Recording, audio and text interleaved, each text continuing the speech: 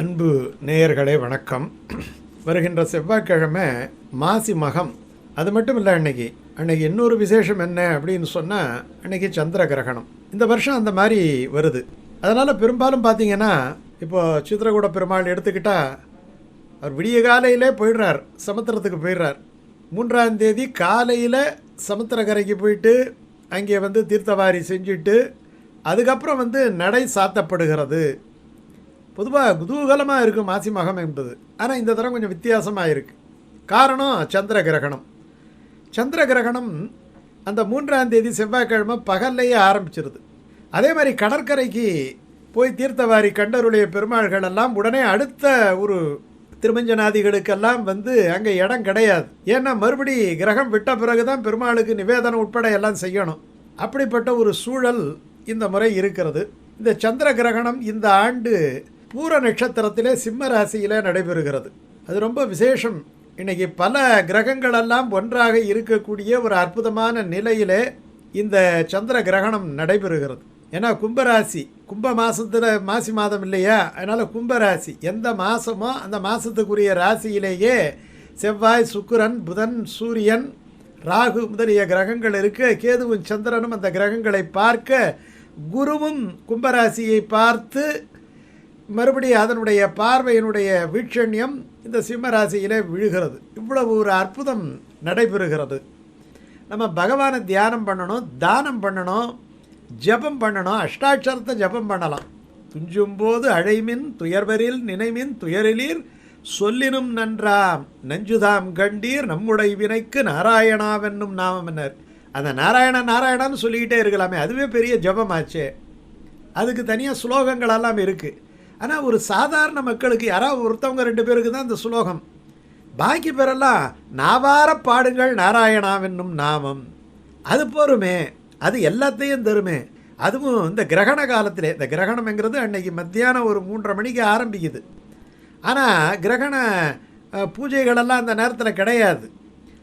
ஜபம் பண்ணுறவங்க, தர்ப்பணாதிகள் பண்ணுறவங்க, கிரகண ஸ்நானம் பண்ணுறவங்க, இவைகளெல்லாம் அந்த அந்த அனுஷ்டானங்களெல்லாம் கிடையாது. எப்போ அனுஷ்டானம் ஆரம்பிக்கணும் அப்படின்னு சொன்னால், நம்ம கண்ணால் சந்திரனை பார்க்கணும். சந்திர உதயம் அன்றைக்கி ஒரு 6:20 ஆரம்பிக்குது. 6:47 கிரகணமே முடிஞ்சிடுது. அப்போ தான் கொஞ்சம் கொஞ்சம் தெரியும். பொதுவாகவே இரவில் அது நல்ல முறையில் தெரியும். ஆனால் இந்த தரம் வேறு நாடுகளில் பகலுங்கிறது இரவு இல்லையா, அந்த நேரத்தில் தெரியும். ஏன்னா 12 மணி நேரம் வித்தியாசம் அப்படின்னு சொன்னால், அந்த மாதிரி நாடுகளில், இப்போ அமெரிக்கா மாதிரியான நாடுகளில், சில நாடுகளில் நமக்கு அவங்களுக்கும் 12 மணி நேரம் வித்தியாசம் இருந்தால், அல்லது 9 மணி நேரம் வித்தியாசம் இருந்தாலும், அது ரொம்ப விடிய காலையில் அவங்களுக்கு கிரகணம் தெரியும், இருட்டில் தெரியும், சூரிய உதயத்துக்கு முன்னாடியே தெரியும். ஆனால் நமக்கு சந்திர உதயம் ஆரம்பித்து கொஞ்ச நேரம் தான் கிரகணம் தெரியுது. அதனால் ஒன்றும் தப்பு கிடையாது. நமக்கு இன்னும் ரொம்ப எளிமையான விஷயம். அதுக்கப்புறம் வீட்டை எல்லாம் சுத்தப்படுத்தி கழுவிட்டு நம்ம உடனே ஒரு பூஜை அறையில் நம்ம பழைய புஷ்பங்களை எல்லாம் களைந்து விட்டு நம்ம ஒரு பூஜையை ஆரம்பிக்கலாம். அது வரைக்கும் ஜபம் பண்ணலாம். அன்னைக்கு பௌர்ணமி சிராத்தமாக இருந்தால் அது அடுத்த நாள் சிராத்தத்தை வச்சுக்கலாம். பரிகார பூஜைகளெல்லாம் செய்ய வேண்டும் என்று. ஏன்னா அது நட்சத்திரம் பூர நட்சத்திரத்தில் இருக்குது. பூர நட்சத்திரம் சிம்ம ராசியிலேயே வேறு நட்சத்திரங்களும் இருக்குது. ஏன்னா சுக்கிரனுடைய நட்சத்திரங்கிறதால பரணி பூராடத்தில் பிறந்தவங்க எல்லாம் இதுக்கு ஒரு பிராயச்சித்தம் பண்ண வேண்டும். அப்புறம் அது சிம்ம ராசிங்கிறதால சூரியனுடைய நட்சத்திரத்தில் இருக்கின்றவர்கள் செய்ய வேண்டும் அப்படின்ட்டு சில விஷயங்களெல்லாம் சொல்லுகின்றார்கள். அப்படி மகம், பூரம், உத்தரம், மகம், பூரம், உத்தரம் இது 3 சிம்மராசியில் இருக்குது. அந்த சிம்மராசியில் தான் கிரகணம் நடக்குது. அதனால் அது அந்த நட்சத்திரத்தில் இருக்கிறவங்க செய்யலாம். இது தவிர பரணி பூராடம்ங்கிறதால பூர நட்சத்திரமாகிய சுக்கிரன் நட்சத்திரத்தில் அந்த சந்திரன் நுழையும் போது இந்த கிரகணம் நடக்கிறதால இது கேது கிரகணஸ்தம் அப்படின்னு சொல்லுவோம். கேதுவால் நிகழப்படுகின்ற கிரகணம். அன்னைக்கு மகம் என்கிறதால பார்த்திங்கன்னா, மக ஸ்நானம் செய்கிறவங்க எல்லாம் விடிய காலையிலே போயிட்டு அந்த சுவாமியினுடைய தீர்த்தவாரியோட இணைந்து கொண்டு இந்த மக ஸ்நானம் எல்லாம் பண்ணலாம். மறுபடி சாயங்காலம் பூஜை ஆரம்பித்து அந்த கிரகண காலத்துக்கு பிறகு செய்யணும். முன்னோர்களை நினைத்து செய்ய வேண்டிய செயல்களை எல்லாம் அன்னைக்கு அவசியம் செய்ய வேண்டும். அன்னைக்கு பெருமாளை நினைக்கணும். சந்திர தோஷம், கேது தோஷம், ராகு தோஷம், எந்த தோஷம் இருந்தாலும் சரி. ஒரு அற்புதமான பாசுரம் இருக்குது மலையப்ப சுவாமி. ஏன்னா அது நட திறந்தவொடனே, இந்த கிரகணம் முடிஞ்சவொடனே அங்கே நட திறக்கிறாங்க இல்லையா, அப்போ அவரை நினச்சி பாடுறதுங்கிறது ரொம்ப சிறப்பு. வந்தாய் என் மனம் புகுந்தாய் மன்னி நின்றாய் நந்தாத கொழுஞ்சுடரே எங்கள் நம்பி சிந்தாமணியே திருவேங்கடம்மேய எந்தாய் இனி யான் உன்னை என்றும் விடேனே. எந்த காலத்திலையும் பெருமாளுடைய திருவடி வாரத்தை கெட்டியாக பிடிச்சிக்கிட்டா எந்த தோஷங்களும் ஒருவனை பாதிக்காது.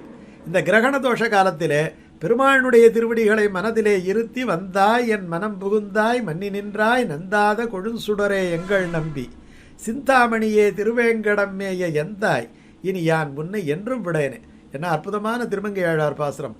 அந்த பாசுரத்தை கிரகண காலத்திலேயும் பாராயணம் பண்ணலாம், முடிஞ்ச பிறகு பூஜை அறையிலையும் செய்யலாம். ஏன்னா அந்த நேரத்தில் அங்கே அவருக்கு பூஜைகளெல்லாம் நடந்து கொண்டு இருக்கும் பொழுது நம் மனதிலே வந்து இருக்கக்கூடிய அந்த எம்பெருமானை நினைத்து கொண்டு இந்த பாசுரத்தை சொன்னால் நமக்கு எல்லா தோஷங்களும் நீங்கிவிடும். ஒரு அற்புதமான ஒரு புண்ணிய காலம். அந்த கிரகண புண்ணிய காலத்திலே இந்த பாசுரத்தை மனதார சொல்லுங்கள். அன்பு நேயர்களே வணக்கம். நம்ம பல பதிவுகள், ரொம்ப அற்புதமான பதிவுகள், நிச்சயமாக நீங்கள் பார்க்கலாம். வேறு எதுலேயுமே கிடைக்காத பல தகவல்கள், ரொம்ப ஆராய்ச்சி செய்து பல சாஸ்திரங்களை எல்லாம் ரெஃபர் பண்ணி இந்த விஷயங்களை எல்லாம் நாங்கள் கொடுக்குறோம். அதே மாதிரி பார்த்துட்டு இந்த பெல் ஐக்கான் இருக்குது இல்லையா, அதை அழுத்தி நம்முடைய சேனலை அவசியம் நீங்கள் சப்ஸ்கிரைப் பண்ணணும். நல்ல விஷயங்களை நம்ம 4 பேர்கிட்ட பகிர்ந்து கொள்ளக்கூடிய ஒரு பலம் அதில் இருக்குது. நீங்கள் சப்ஸ்கிரைப் பண்ணிங்கன்னா தொடர்ந்து பல நல்ல செய்திகள், உங்களுடைய ஆத்ம பலத்தை, உங்களுக்கு தன்னம்பிக்கையை, உங்களுக்கு நல்ல விஷயங்களை, 100 புத்தகங்களை படிக்க வேண்டிய விஷயங்களை எல்லாம் சொல்லக்கூடிய அற்புதமான விஷயங்கள் எல்லாம் இதில் அடங்கி இருப்பதாலே அவசியம் நீங்கள் பார்த்து மற்றவர்களுக்கு ஷேர் செய்யுங்கள், சப்ஸ்கிரைப் பண்ணுங்கள். நன்றி, வணக்கம்.